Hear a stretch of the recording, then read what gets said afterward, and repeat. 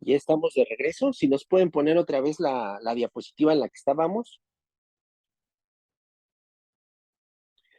Perfecto. Entonces estábamos platicando, es un lito grande, es un lito enorme. Esto sucede cuando la vesícula se llena de piedras o hace un solo lito muy grande, como el que vemos ahí. Aquí no estamos hablando de la microlitiasis que pueda caber por el conducto cístico. La microlitiasis, recuerden, el conducto cístico mide más o menos 2 milímetros. Entonces los litos que están en ese rango de medida se pueden salir por ahí, son de los que platicábamos que nos pueden hacer una coledocolitiasis. Este lito de la placa, sin, más o menos calculándole, debe medir unos 2, 3 centímetros. Obviamente no cabe por el cístico. ¿Qué pasa? La vesícula se pone en contacto con el tracto digestivo a nivel del fondo de la vesícula, o sea, la parte de hasta arriba de la vesícula. Por el peso del hito normalmente llega a colgar la vesícula. Entonces esta empieza a erosionar las paredes a lo largo de los años y se hace una comunicación ya sea entre el estómago o con el duodeno.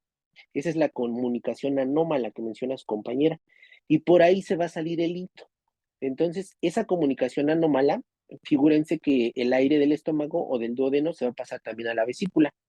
O sea, va a haber ya ahí un trayecto. Por eso está la aerobilia, lo que menciona ahí. Entonces ese lito se va a brincar al tracto digestivo por ahí, por esa comunicación, por esa fístula, se llama fístula esa comunicación, se va a brincar hacia el tracto digestivo y va a ir avanzando al ritmo de la peristalsis intestinal. Y el principal sitio donde se va a atorar ese lito es en la válvula iliocecal, que justamente está en la fosa ilíaca derecha, donde está ubicado ese lito. Y eso es por eso se llama ilio biliar, porque se atora en el ilio terminal. Entonces, ese es un dato de oclusión intestinal, es muy frecuente, más de lo que quisiéramos esperar, pero implica todo esto que estamos explicando. Tiene que pasar todo eso para que pueda llegar a pasar esta patología. Y obviamente el icto se impacta en la válvula ileocecal por el tamaño, lo que decíamos, ya no cabe ahí, no pasa, y va a causar una oclusión intestinal. Y esta es una causa de oclusión intestinal, efectivamente. Entonces, si vemos los datos que menciona su compañera, y esta placa que está excelente, la placa para la patología, sospechamos de que el paciente tenga un ilio biliar, ¿sale? ¿Dudas, preguntas de ilio biliar? No, doctor. Excelente, excelente, continuamos. Entonces ya como de los últimos signos importantes que tenemos van a ser el signo de pila de monedas, que a diferencia del signo del grano de café, este va a corresponder a intestino delgado o la oclusión del intestino delgado. En este en lo que se hace referencia es que se van a ver, los pliegues más bien del intestino delgado van a adquirir como una, sí, como una imagen diferente, lo que les va a dar la característica de que se vean como una pila de monedas, como su nombre lo dice, y se pueden ver pues en diferentes lados. O sea, más o menos es aquí. Es esto lo que se va a ver. O sea, van a ser como más notorios y así es más o menos como se observa. Digo, de este lado se cubre un poquito la placa porque te pone la imagen, pero es más o menos como se visualiza así y esta entonces es característica de la obstrucción intestinal. Perdón. Y Maritza, finalmente van, ¿mandé? es que no te escuchabas ahorita, pero ya te escuchas. Ah, perdón.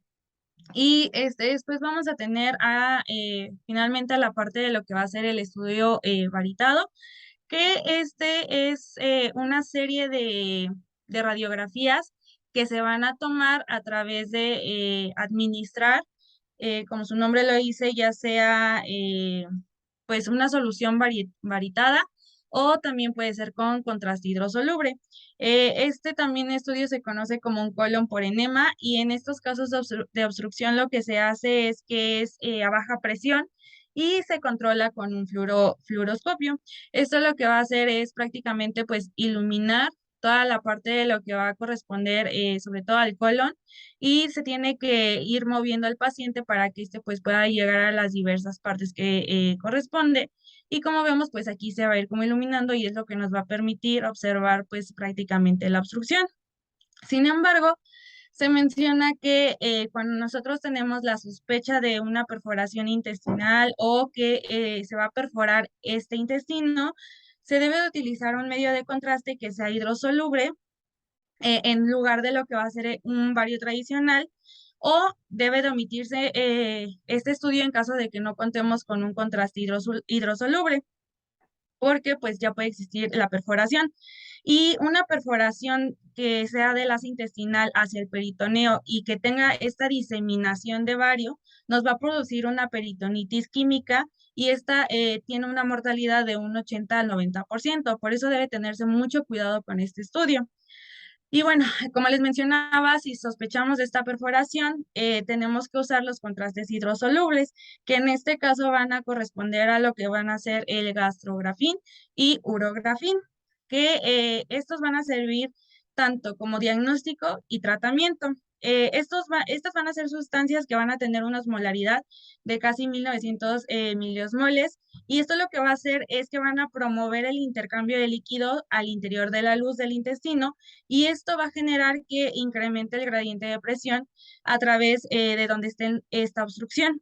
Entonces, esto lo que va a hacer es que se facilite el paso del contenido intestinal y se disminuye el edema que se nos comentaba en la parte de la fisiopatología de la pared intestinal, lo que va a generar entonces que se incremente la motilidad, y esto nos va a dar la parte terapéutica. Este se debe de administrar por sonda nasogástrica de 50 a 150 mililitros, y se tienen que tomar estas radiografías seriadas como se ven en la parte de aquí abajo. Entonces, como vemos, en lo que va a corresponder a la imagen A, este va a ser, se menciona que era un cuadro intestinal por lo que van a ser adherencias. Entonces, como ven, pues aquí no se puede ver todo lo que va a corresponder al intestino grueso. Sin embargo, se dice que después de la administración de gastrografín, a las 6 horas, así ya podemos ver nosotros esta visualización donde podemos ver que ya se ilumina un poquito más de nuestro intestino, y finalmente al transcurso de 12 horas ya se resolvió por completo lo que fue la obstrucción, y entonces sí ya podemos ver prácticamente todo el trayecto. Entonces, más que nada a esto hace la referencia este estudio de imagen, que igual son radiografías seriadas, pero con un medio de contraste prácticamente. Y finalmente vamos a tener al ataque. Perdóname ahí Así otra vez, te voy a interrumpir. sí. Muy bien aquí. De ahí retomamos lo que decíamos de la perforación. Ya ven por qué es importante lo que menciona ahorita su compañera del medio de contraste y la perforación, lo que hacemos hace rato. Si tenemos un paciente ocluido, le vamos a hacer un estudio de estos. Por ahí su compañero también mencionaba que el estudio, el gol estándar para oclusión intestinal era la radiografía simple. No, este que tenemos ahorita es el gol estándar para el diagnóstico de la oclusión intestinal. Porque aquí sí ya vamos a ver si pasa o no pasa el medio de contraste o a dónde se atora. Definitivamente en estos estudios sí pasa totalmente, se ve pintado ahí el colon, ya el recto, o sea, quiere decir que el medio de contraste ya pasó, avanzó todo el intestino. Si había alguna oclusión, puede ser que la haya brincado. El chiste es que avanzó. Entonces ya, por definición, ya no hay un dato de oclusión. ¿Sale? Entonces, este es el estudio ideal para poder determinar si hay oclusión o no. Si el contraste no llega al recto, no llega al colon, no vemos algún sitio donde se atora, pues ahí está el sitio de oclusión, ¿sale? Lo que dice su compañera muy bien, el medio de contraste se ha demostrado que tiene los efectos de ser terapéutico para ciertas causas de oclusión intestinal. O sea, al momento de que nosotros le pedimos este estudio al paciente, puede hacer que se llegue a desocluir, y el medio de contraste, por el mecanismo que explicó su compañera, puede lograr este efecto. Solamente que el bario ha tenido mayor efecto que los hidrosolubles, para lo que ahorita explicas, compañera. De ahí la importancia de quitar la perforación aquí, o sea, de descartarla. Si nuestro paciente está perforado, no está ocluido. Y efectivamente no podemos dar un bario como medio de contraste. Si el paciente sospechamos que obviamente tiene una oclusión y descartamos que esté perforado, lo ideal es darle bario como primera opción, como medio de contraste. Si el paciente tenemos duda, no sabemos, pues efectivamente el hidrosoluble es la alternativa. pero este estudio es de los más importantes. Y vamos a pasar a la tomografía, vamos a ver qué nos dices de la tomografía. Bueno, este ya es el último estudio en cuanto a la parte de radiología y de diagnóstico en general.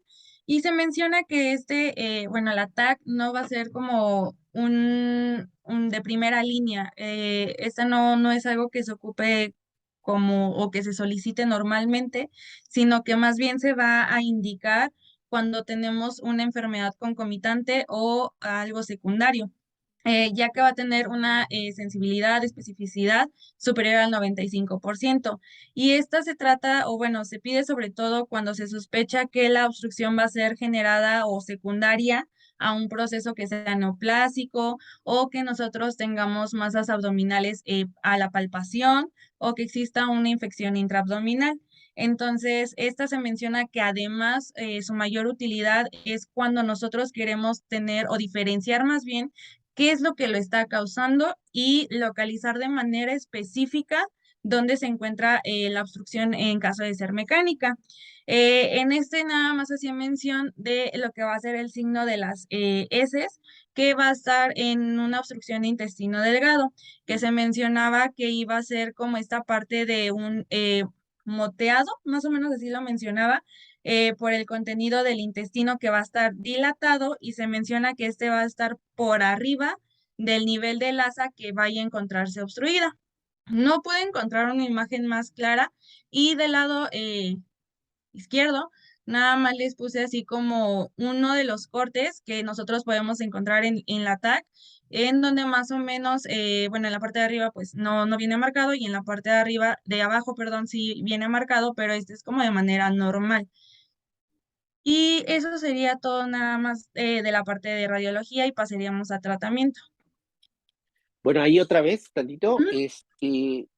actualmente ya obviamente la accesibilidad de la tomografía y de los medios de contraste han hecho que vaya ganando terreno y se ha ido desplazando a las radiografías, a lo que veíamos al tránsito intestinal, se llama, el de medio de contraste, o al colon por enema, haciendo el mismo procedimiento, pero ahora en la tomografía, o sea, le damos contraste al paciente y en lugar de tomarle placas, le tomamos una tomografía.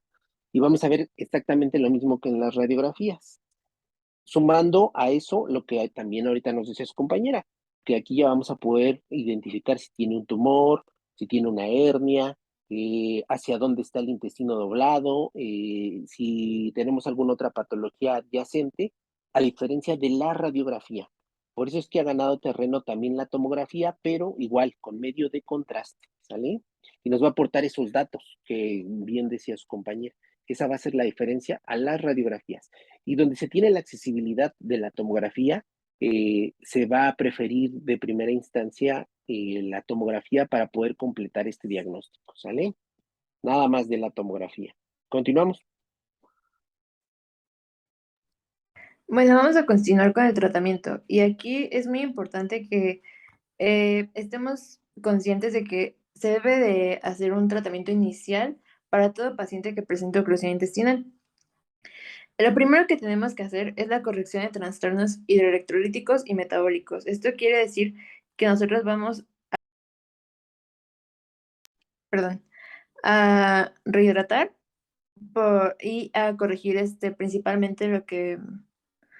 Ah, perdón, doctor, es que igual mi internet está muy inestable, pero a ver.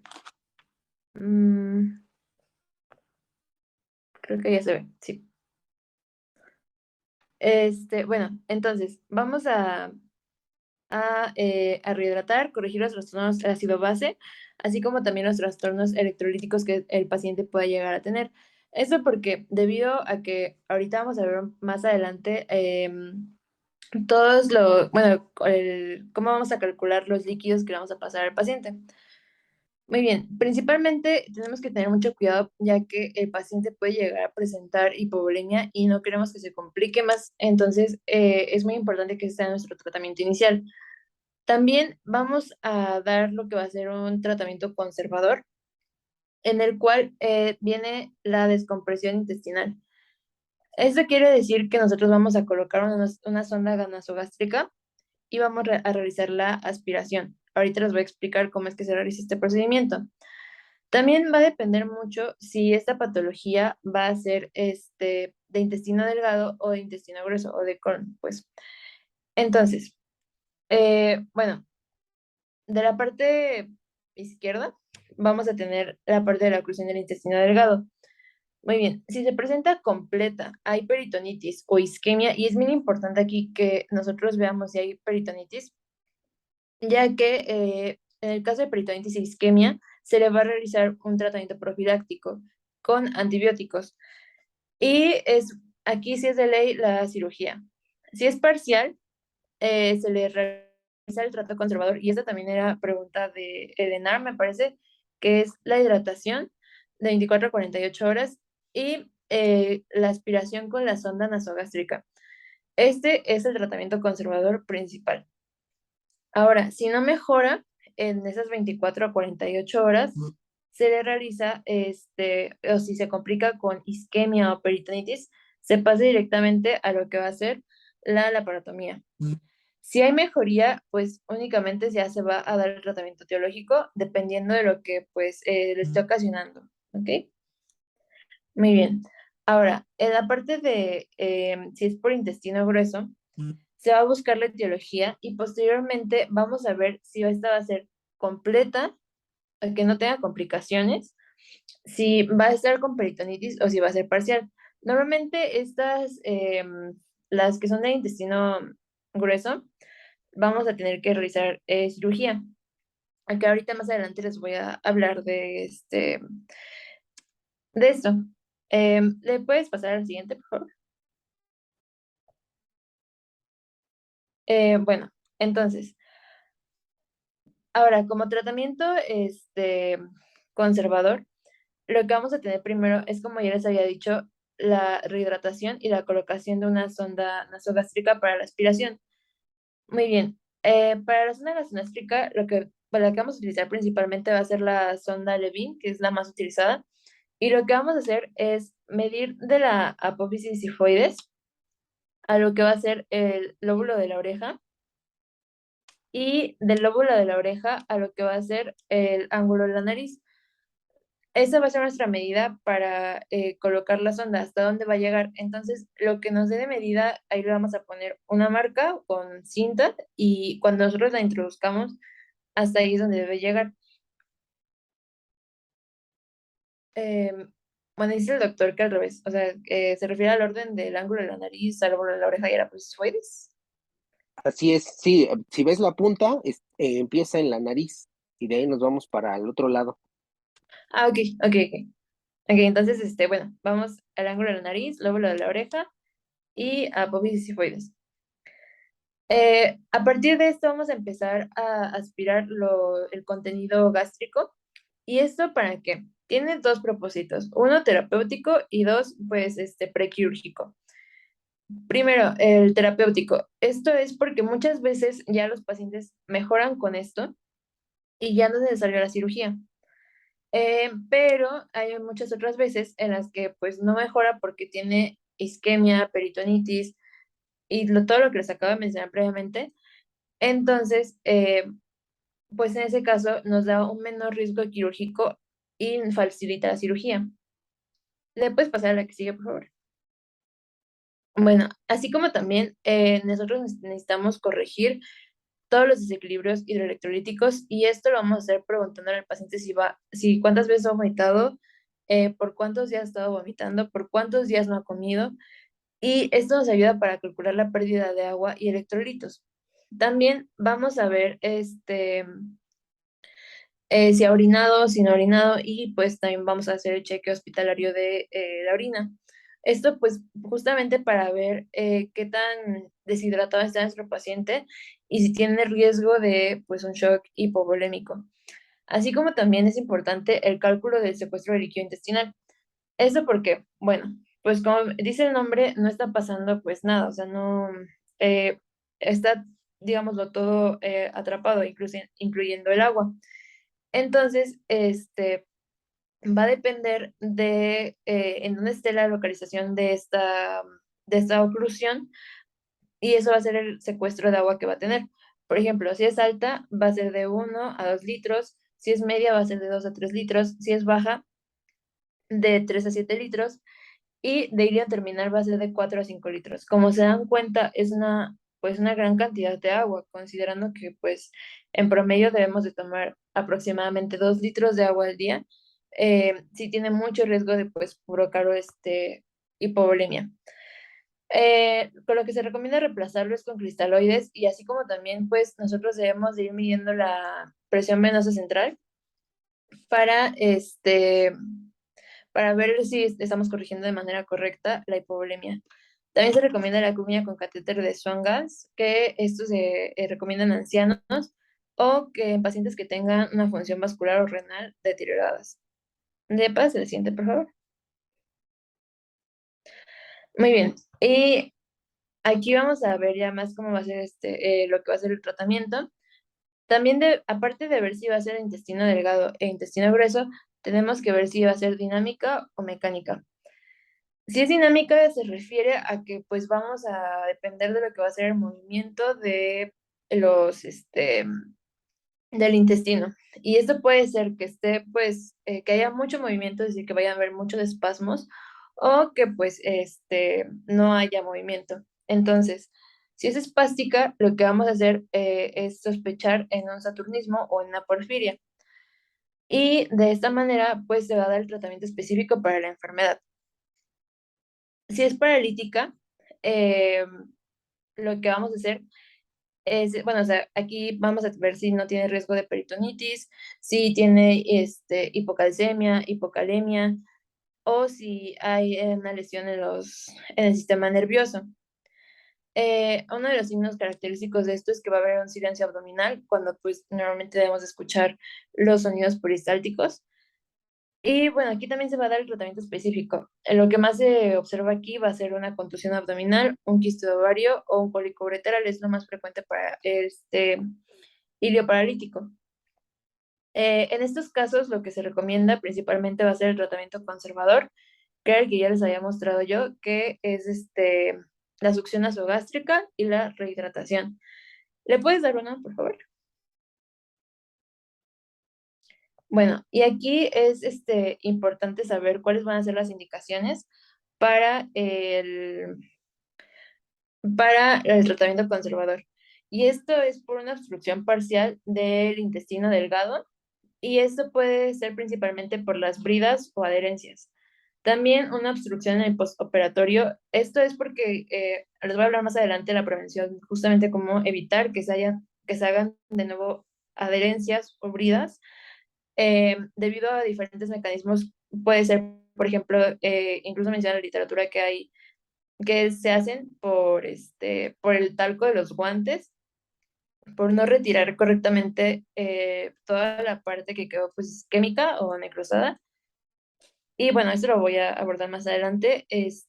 También se recomienda el tratamiento conservador en aquellas obstrucciones causadas por la enfermedad de Crohn y en carcinomatosis.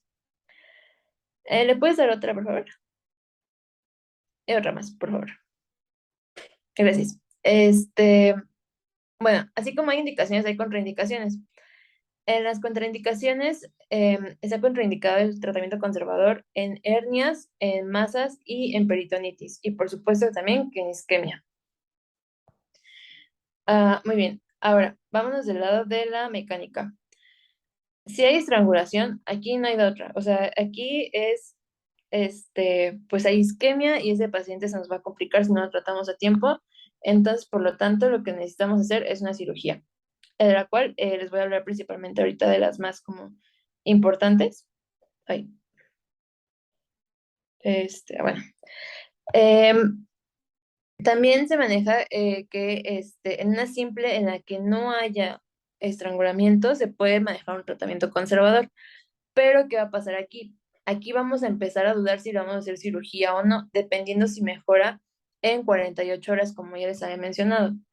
Pero si perdón, si hay esta falta de respuesta, se recomienda que se vaya a cirugía con la resección intestinal si es en caso de que haya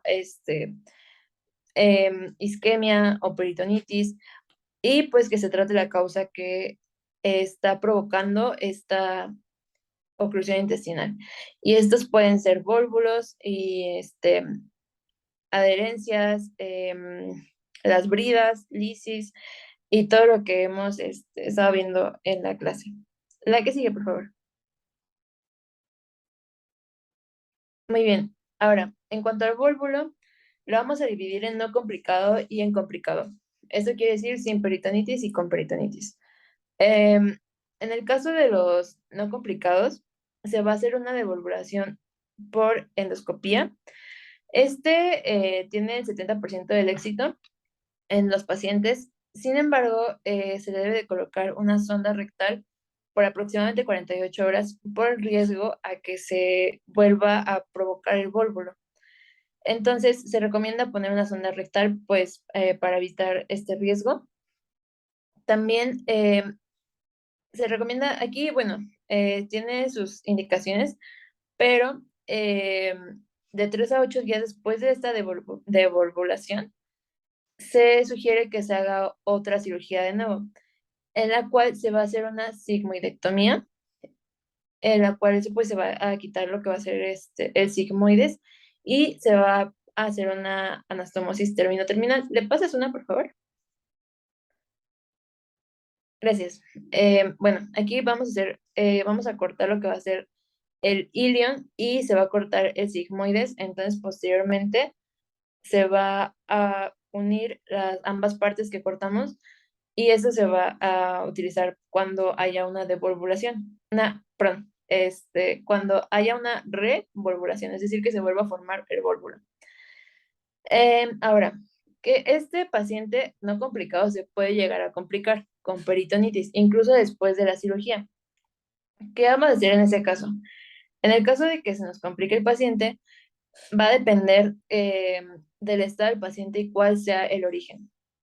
Si, por ejemplo, estamos hablando de una fecaloidea o que el paciente esté inestable hemodinámicamente, lo que vamos a hacer es una cirugía de Hartmann, en la cual esta va a ser una resección colónica con una colostomía proximal y el cierre del muñón distal. Si es purulenta y el paciente está estable, se hace una resección colónica, una anastomosis primaria y una ostomía proximal. Y esto pues prácticamente se resume en hacer una colostomía y una ileostomía. Así como también se hace un abordaje en un tiempo, esto quiere decir que solamente se va a hacer una resección y anastomosis, como ya les había mencionado anteriormente en el paciente no complicado.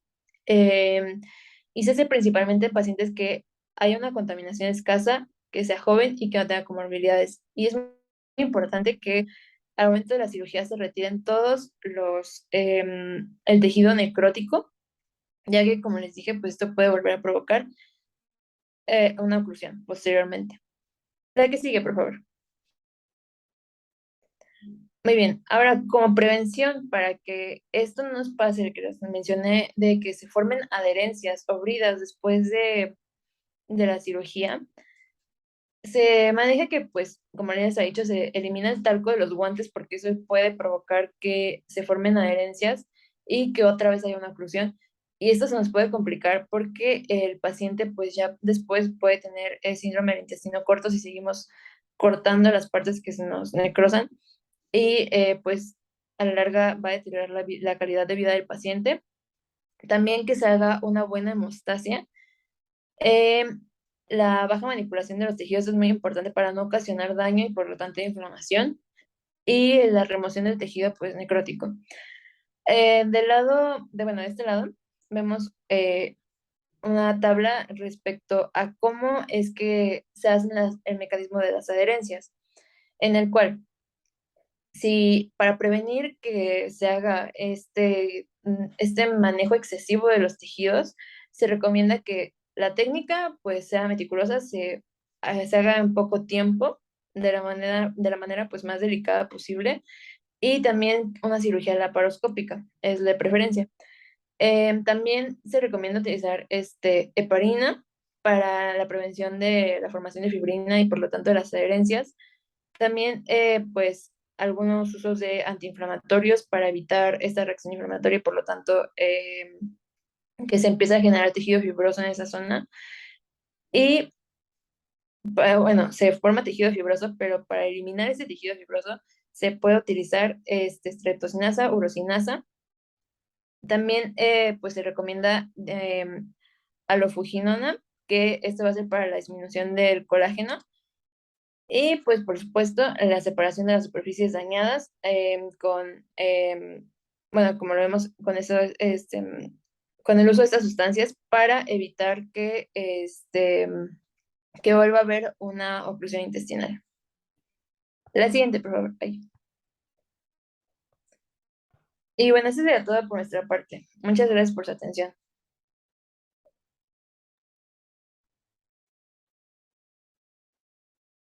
Muy bien, ¿dudas, preguntas? No me quiten ahí la presentación. ¿Dudas, preguntas de oclusión intestinal? Yo tengo una pregunta, doctor. Bueno, es Sí, respecto a lo de tratamiento.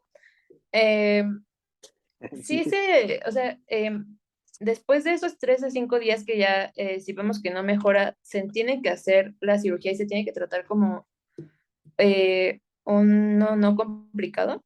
Bueno, perdón, uno complicado, o sea, como si ya tuviera peritonitis y no hay mejoría de los síntomas. así es, efectivamente, sí, así es. Ahorita vamos a explicar por qué. ¿Por qué tiene que ver? Esto tiene que ver con las causas, con la causa de la oclusión intestinal. ¿Sale? Pero sí, sí, efectivamente, esa es la norma a seguir en el tratamiento. ¿Sale? Si quieres ya retomando tratamiento, nos regresamos una diapositiva, me parece, la última que teníamos. Ahí, la del colon, de una vez lo del colon. Tengo aquí varios apuntes que hice de su clase. La primera es el vólvulo de sigmoides, como bien comentaba su compañera, sí está escrito que se pueda destorcer, porque está torcido el intestino, destorcer con endoscopía. Sin embargo, no se hace, la realidad es que no se hace por el alto índice de recidiva, y como le dijo su compañera, después de hacerlo hay que operarlos, pues no tiene caso, no tiene caso y tiene mucho riesgo de que se pueda perforar a la hora de desdoblarlo. Entonces, por eso es que no se realiza. O sea, y finalmente va a terminar en cirugía el paciente, entonces no tiene caso hacerlo por endoscopía. La siguiente de las adherencias. La totalidad del cuadrito que tenemos aquí, avanzamos la siguiente diapositiva. No hay nada de lo que dice ahí, ni de lo que pueda existir. No existe nada actualmente que pueda disminuir o prevenir las adherencias. Nada, no existe. Es lo mismo que, digamos, las adherencias son cicatrices internas, hagan de cuenta. Se hagan de cuenta que su paciente les dice, doctor, ¿qué puedo tener o qué puedo tomar o qué me puede dar o qué crema o qué medicamento o qué inyección para desaparecer mi cicatriz de mi herida en la piel? ¿Sale? Es exactamente la misma, es la misma fisiopatología de las adherencias internas. Esas son internas. Las cicatrices de la piel, hagan de cuenta, les digo, la de la herida, la de una cesárea, la de la cirugía que se les ocurra. ¿Cómo la podemos desaparecer? La cicatriz de la herida, de la piel. Pues nada, no existe. El Cicatricure no es la solución, no nos funciona. Y lo mismo, no hay nada que exista en la actualidad para disminuir las adherencias. Cada cirugía aumenta las adherencias. Cada cirugía es una cicatriz más en el abdomen o en cualquier parte del cuerpo del paciente. Y no tenemos nada actualmente que la pueda desaparecer. Lo mismo va con las adherencias. ¿Sale? Entonces, hay cuadritos, hay medicamentos que han descrito, hay cremas, hay polvos, se han tratado de inventar 20,000 cosas. La verdad es que a la fecha nada disminuye las adherencias, ¿sale? Entonces ya les puedo preguntar eso en el examen, no hay nada que disminuya las adherencias. Vamos rápidamente con las causas. Por ahí tenemos una diapositiva de las causas de oclusión intestinal. Si nos pueden regresar casi hasta el principio para mencionar un poquito, quiero que les quede bien claras las causas. Rápidamente así, el equipo que lo dio, principal causa de oclusión intestinal. Las adherencias, doctor. Así es. Así es. La segunda causa, que viene ahí, que son ¿cuáles? Las hernias. Así es. Y la tercera, Neoplasias. así es. Son las tres, ¿no? O sea, digo, va a haber 20 atrás de esa lista, Pero esas son las tres principales, ¿sale? Esas son, la principal causa de oclusión intestinal son adherencias. Y para que haya adherencias, ¿qué tiene que tener el paciente? ¿Cirugía? Cirugía previa, Pero efectivamente. Y si el paciente no tiene cirugía previa, ¿cuál será su principal causa de oclusión intestinal? ¿Una hernia? Así es, las hernias. Efectivamente, así es. Nos brincaríamos a la siguiente, ¿sale? Ese punto que les quede bien claro, porque de ahí viene el tratamiento que mencionaba su compañera. ¿A qué me refiero? Si nosotros tenemos un paciente que vemos que tiene una oclusión clínicamente, le hacemos una radiografía, ya vimos todos los datos sugerentes de oclusión intestinal, porque todos los datos que vimos son sugerentes, hasta que lleguemos a un medio de contraste, que era lo que les decía, y ya determinemos que ahí ya no pasa el contraste, entonces ahí sí ya hay evidencia de que está ocluido, ¿sale? Recuerden lo que les mencionaba en las patologías de cáncer, hasta que no tenemos la histopatología, no podemos decir que es un cáncer. Aquí lo mismo, hasta que no tengamos un dato así concluyente, no podemos decir que está ocluido. Los demás signos son sugerentes de oclusión intestinal. Efectivamente, todos los que vimos en la radiografía son sugerentes de oclusión intestinal, ¿sale? Pero bueno, tenemos este paciente que nos llega y nosotros decimos, tiene un montón de datos sugerentes de oclusión intestinal, tiene clínica de oclusión intestinal, está vomitando, no canaliza gases, no evacúa, integramos el síndrome, el diagnóstico de oclusión intestinal, ¿sale? Pero el paciente no tiene cirugías previas, o sea, no tiene adherencias. Entonces, revisamos en busca de nuestra principal causa en pacientes sin cirugías, que son hernias. Revisamos que tenga alguna hernia de pared abdominal, que son inguinales, umbilicales, o de alguna, bueno, en este caso no aplicaría cirugía previa, o sea, no podría tener una hernia posincisional, pero buscamos que no tenga una inguinal o una umbilical, ¿sale? O alguna de pared. Si vemos que el paciente no tiene hernias tampoco, entonces nos vamos al siguiente estudio, que sería la tomografía, para identificar si no tiene alguna neoplasia. Si el paciente no tiene una neoplasia tampoco, entonces vamos a dar un tratamiento, aquí la parte que preguntaba su compañera, un tratamiento más o menos de 2 a 3 días, que son tratamiento médico, lo que decíamos, hidratarlo, ponerle analgésicos, tal vez un poco de procinético también para estimular el intestino, lo vamos a dejar en ayuno, su sonda nasogástrica, le vamos a dar reposo intestinal. Es el tiempo en el que tiene que volver a recuperar su ritmo el intestino. Por aquí no veo también la causa, pero hay algo que se llama ilio metabólico, no lo veo por ahí, tampoco no lo veo aquí en las causas, y que esto es secundario a una alteración hidroelectrolítica, que es otra de las causas cuando no tenemos antecedentes quirúrgicos, ¿vale? Entonces, si no tenemos antecedentes quirúrgicos,